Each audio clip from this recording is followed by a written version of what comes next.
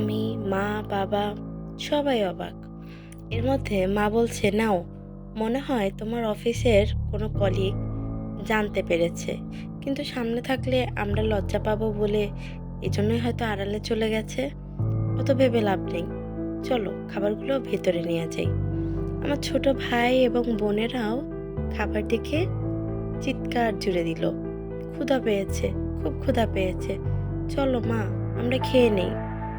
আমিও বললাম, মা ঠিকই বলছে বাবা, এত ভেবে লাভ নেই, খুব ক্ষুধা পেয়েছে, সকাল থেকে অনেক কাজ করছি, চলো না কিছু খেয়ে নেই। বাবা আবার এত কিছু ভাবলেন না, সব খাবার দাবার আমরা ভেতরে নিয়ে গেলাম। ব্যাস, পাত পেরে বসে পড়লাম। শহরে নতুন বাড়িতে প্রথম খাবার। খাবারগুলো যা মজার, এই ধরনের খাবার তো এখন দেখাই যায় না। বাঙালিয়ানা খাবার, মনে হচ্ছে যেন দিদিমা, ঠাকুরমা ইনাদের হাতের খাবার খাচ্ছি, বেশ পুরনো হাতের খাবার। এখন বাবাও তাই বলছে যে এই ধরনের রান্না তো সচরাচর এখন কেউ করে না, এটা তো অনেক পুরনো দিনের রান্না। গল্প মজার মধ্যে দিয়ে আমাদের দুপুরের ভুড়িভোজ শেষ। বাবা আবার অফিসে চলে গেল। আমি, মা আর আমার ভাই বোন আবার সেই আমাদের নতুন বাড়ি গোছাতে আমরা ব্যস্ত। রান্নাঘরের জিনিস রান্নাঘরে গুছিয়ে রাখা, তারপরে শোবার ঘরের জিনিস কোন ঘর কে নিবে এটা নিয়ে হুড়োহুড়ি পাড়াপাড়ি। আমার চোখ কিন্তু তখন আটকে আমার ঘড়িটার দিকে। ভাবলাম বাবাকে বলবো ঘড়িটা ঠিক করলে কেমন হয়, ঠিক যেন পুরোনো দিনের এন্টিক পিস। মাঝে মাঝে মাকে আবার শয়তানি করে বললাম, হ্যাঁ গো মা, বিক্রি করলে 2-4 কোটি টাকা পাওয়া যাবে না? মা আর আমি হাসি জুড়ে দিলাম। এর মধ্যে হঠাৎ করে আমার ছোট বোন একটা চিৎকার দিয়ে উঠল, দিদি! আমি, মা দৌড়ে গেলাম, ও কাঁদছে। তা মা জিজ্ঞেস করলো, কিরে খুকি, কাঁদছিস যে বড়? খুকি বলল, মা, এখানে একজন দিদিমা আমাকে বলল, খবরদার আমার বাড়ি নোংরা করবি নে। মা বলল, এ বাড়িতে তো কেউ নেই। কে বলেছে? পাশের বাড়ির কেউ? খুকি বলল, না, উনি এসে বড় বড় চোখ করে আমাকে বলল, খবরদার আমার বাড়ি নোংরা করবি নে। আমার বাড়ি? মা বলল, ধুর, কি ভুলভাল বকছিস, চল ভেতরে চল। আমরা ওর বিষয়টাকে তেমন গুরুত্ব দিলাম না। এদিকে আমাদের ঘর গোছানো পুরোটাই কমপ্লিট। মা রাতে রান্নার জোগাড় করবে, বাবা বাজার করে দিয়ে গেছে। এর মাঝেই মা বলল, রাত্রে করে আর বেশি কিছু না করি, একটু মাছ এনেছে তোর বাবা, চল মাছের ঝোল করি। আমিও বললাম ঠিক আছে। আমার ভাই বোন ওরাও তো শুনে খুব খুশি, দুজনই মাছ খেতে খুব পছন্দ করে, মাছের ঝোল হবে। এদিকে মা মাছ কুটে রান্না করবে, অথচ ভারী অদ্ভুত বিষয়, রান্নাঘরে উনুনে চুলো জ্বলছে না। কাগজ দেওয়া, শুকনো লাকড়ি দেওয়া, না, এদিকে চুলো তো জ্বলছে না। কি অদ্ভুত ব্যাপার। মা যখন ভাতের হাঁড়ি বসিয়েছিল তখন তো উনুন খুব দাউ দাউ করে জ্বলছিল, ভাত রান্না হলো, আলু ভাজা হলো। এদিকে মাছ যখন নিয়ে রান্নাঘরে ঢুকলো তখনই উনুনটা তাপ করে বন্ধ হয়ে গেল। মনে হলো কেউ যেন ইচ্ছে করে উনুনটা নিভিয়ে দিয়েছে, যাতে আমরা মাছ করে খেতে না পারি।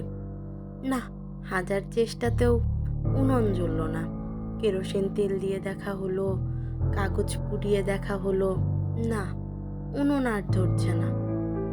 মা বলল, কিরে, মাত্রই তো রান্না করলাম, ভাত করেছি, আলু ভাজা করেছি, এখন এই মাছের বেলায় কি হলো?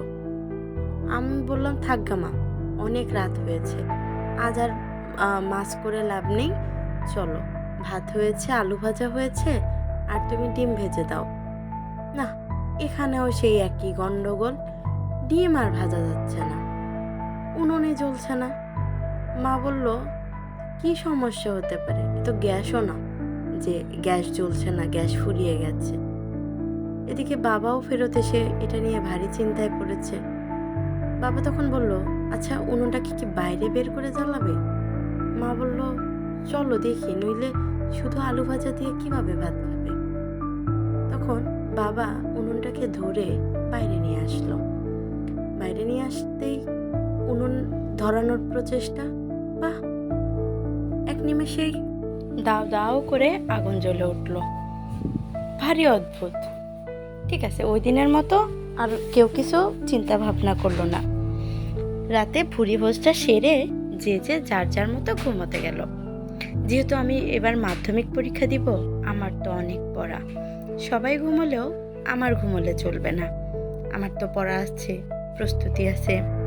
আমি মনোযোগ দিয়ে পড়া শুরু করলাম। হঠাৎ করে খেয়াল করলাম কেমন যেন একটা আওয়াজ হচ্ছে, টিক টিক, কেমন যেন আওয়াজ হচ্ছে। ওই আগে দেখেছি ছবিতে, যখন ওই যে বম লাগানো থাকতো, ঠিক বমের মতো শব্দ, টিক টিক, বমের যে ঘড়ি আছে ওই ঘড়ির মতো শব্দ। কিন্তু অদ্ভুত ব্যাপার, আমাদের বাসায় তো কোনো ঘড়ি নেই, তাহলে শব্দটা আসছে কোত্থেকে? না, আমি আর বিষয়টা মাথা না নিয়ে পড়া শুরু করলাম। ক্রমশ শব্দটা জোরে হচ্ছে। না, এদিক ওদিক তাকাতে তাকাতে হঠাৎ করে চোখ গেল আমার সেই প্রিয় ঘড়িটার দিকে। এ কি, ঘড়ির কাঁটা তো চলছে, কিন্তু ঘড়ি তো নষ্ট ছিল। আমি ভেবেও ছিলাম বাবাকে বলবো যে এবার মাইনে পেয়ে ঘড়িটা আমাকে সারিয়ে দিতে। অদ্ভুত ব্যাপার, ঘড়িটা চলছে, সেই 10টা 10 থেকেই চলা শুরু হয়েছে, একের পর এক। না, কেমন যেন যত ক্রমশ ঘড়ির সময় যেতে লাগলো, ঘড়ির কাঁটাও যেন আরো দ্রুত চলছে, আর শব্দ ধীরে ধীরে যেন বাড়ছে। আমি খুব কৌতূহলী হয়ে উঠলাম। সারাদিন যখন দেখেছি ঘড়ির কাঁটা বন্ধই ছিল, ঘড়িটা তো নষ্ট, হঠাৎ করে ঘড়ি কিভাবে চলতে আরম্ভ করলো? আমি টেবিল ছেড়ে উঠলাম, একটু দেখবো, ভারী অদ্ভুত লাগছে। না, আমি তাও এগিয়ে গেলাম। এটা তো আমারই বাড়ি, কোনো তো সমস্যা হওয়ার কথা না। আমি যত এগিয়ে যাচ্ছি ঘড়ির কাঁটার শব্দটাও আরও বেড়ে যাচ্ছে। এদিকে আমার হৃদস্পন্দন আমি যেন শুনতে পাচ্ছি, বুকের মধ্যে যেমন ধক ধক করে উঠছে। আমি যখন ঘড়ির কাছে এগিয়ে গেলাম, মনে হলো ঘড়ির মধ্যে থেকে শব্দ হচ্ছে, আর এগোবি না। আমি বলছি, আর এগোবি না। আমার মনের মধ্যে কেমন জানি লাগছে, আমি কি একটু বেশি ভুলভাল বকছি, নাকি গ্রাম থেকে শহরে এসেছি তাই আমার কাছে এই বিষয়গুলো কল্পনার মতো মনে হচ্ছে। আমি একদম কাছে যেতেই ঘড়ির মধ্যে দুটি চোখ যেন জল জল করে উঠল। আমি ভয়ে চিৎকার দিয়ে উঠলাম, ও মা, এগিয়ে আসো, মা এগিয়ে আসো। কেউ এগিয়ে আসছে না, কেমন যেন ঘড়ি বেয়ে রক্ত চুইয়ে পড়ছে। আমি আরো ভয়, আমি আরো জোরে চিৎকার করে উঠলাম, না, কেউ এগিয়ে আসছে না, মাও না, বাবাও না। এদিকে রক্ত গঙ্গা যেন আমার রুম জুড়ে ছড়িয়ে যাচ্ছে। আমি ভয়ে আরো চিৎকার করতে শুরু করলাম। এদিকে কেউ যেন জোরে জোরে বলছে, আমি যে বলেছিলাম আমার দিকে এগোবি না, আমি যে বলেছিলাম ওখানেই থাক, কেন এগিয়ে এসেছিস? আমার বাড়িতে থাকতে দিয়েছি বলে কি এতবার দেখাবি, এত স্পর্ধা? আমি কিছুই বুঝতে পারছিলাম না, এটা কিভাবে হলো। আমি চিৎকার করতে করতে কখন যে জ্ঞান হারিয়েছি আমি জানি না। যখন চোখ খুললাম তখন দেখি বাবা মাথার কাছে বসে, মা পায়ের কাছে বসে, আর একজন আমার হাত ধরে আছে। বুঝলাম তিনি ডক্টর। কি হয়েছে কিছুই বুঝলাম না, শুধু ডক্টর বলল যে মানসিক চাপে, উত্তেজনায় সেন্সলেস হয়েছে। আমি ভাবলাম যে হয়তো আমি পড়াশোনা নিয়ে একটু বেশিই চিন্তা করছি, এই জন্য হয়তো এসব কিছু হয়েছে আমার সঙ্গে। এদিকে ডাক্তার বের হয়ে গেল। মা জিজ্ঞেস করলো, কি হয়েছে রে? আমি বললাম, মা, আমার রুমে কি তুমি প্রথম এসেছিলে? মা বলল, হ্যাঁ। আমি বললাম, তুমি কি দেখেছো?